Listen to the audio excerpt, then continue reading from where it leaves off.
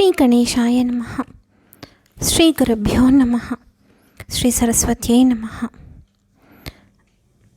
శ్రీరామకృష్ణ ప్రభలో మొట్టమొదటిసారిగా ఇది October 2020లో doctor వెన్నేటి Suryanarayana గారి భావామృతం అల్పజీవికి ఆనందానుభూతి యథాతథంగా.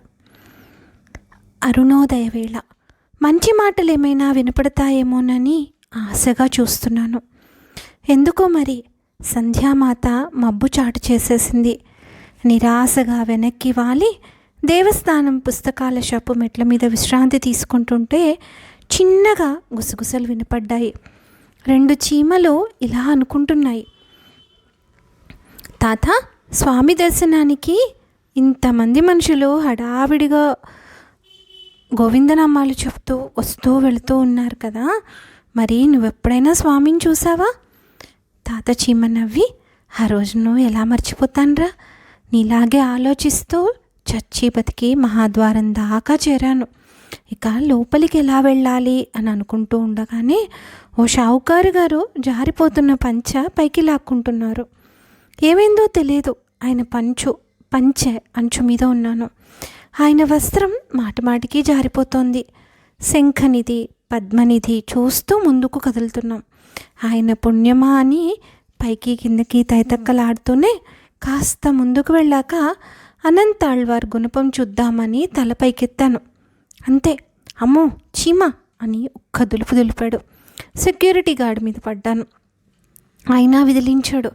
నీళ్ళల్లో పడ్డాను. అమ్మో నీళ్ళు అని భయపడుతూ ఉంటే ఓ అమ్మ చీర కొంగు స్వామివారి అభయహస్తంలా ఆదుకుంది. భయం తగ్గాక అనుకున్నాను, స్వామి నాకు కాళ్ళు కడుక్కునే అవకాశం ఇచ్చాడని. ఆ అమ్మ కొంగు సవరించుకుంటుంటే మళ్ళీ గాల్లోకి ఎగిరాను. అలా ఎగిరి నేల మీదే పడ్డాను.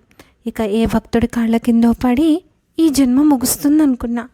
ఎలాంటి జన్మ అయితేనేం స్వామి ముంగిట ఆయన నామస్మరణతో ముగింపు పలకడం ఎంత అదృష్టం. గోవిందా, అనాథరక్షక, ఆపద్బాంధవ, శరణు శరణు అనుకుంటూ కళ్ళు మూసుకున్నాను. అంతే, మరుక్షణం దృశ్యం మారిపోయింది.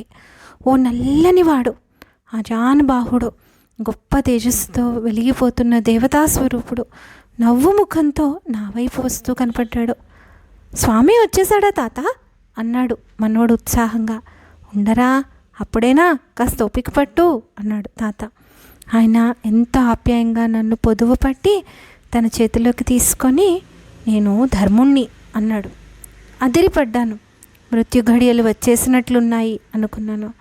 అంతలోనే అనిపించింది, నాలాంటి అల్పప్రాణి కోసం ఆయనే వస్తాడా, నా భ్రమ కాకపోతే. అంతలో ఆయన, నువ్వు అనుకున్నట్టు కాదులే, నీ పంట పండింది అని ముందుకు కదిలాడు.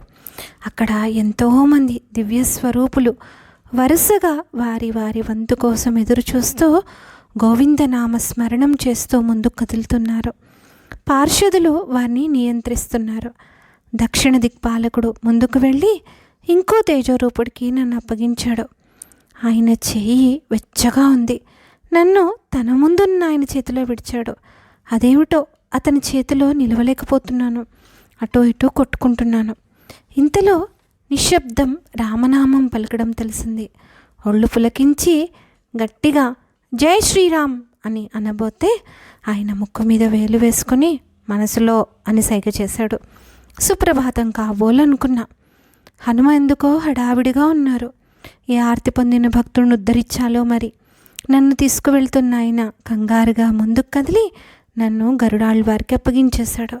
ఆయన్ని ఆశ్చర్యంగా చూస్తూ ఉంటే నాకేసి కాదు, అటు చూడు అని సైగ చేశాడు. సుప్రభాతం అయిపోవచ్చినట్టుంది. తెర తీస్తున్నారు. ఆ దివ్య మంగళమూర్తిని చూస్తూ ఉండగానే కులశేఖరుడు కదిలి రావడం కనిపించింది. మరుక్షణం అఖిలాండ కోటి బ్రహ్మాండ నాయకుడి పాదాల మీద ఉన్నాను నేను. ఇంకా నేను ఉందా నీలో అని స్వామి నవ్వుతున్నాడు. నా నోట మాట రాలేదు. మనసులో దుఃఖం అనే మంచు కరిగి గంగా యమునలై కళ్ళల్లోంచి ప్రవహిస్తోంది.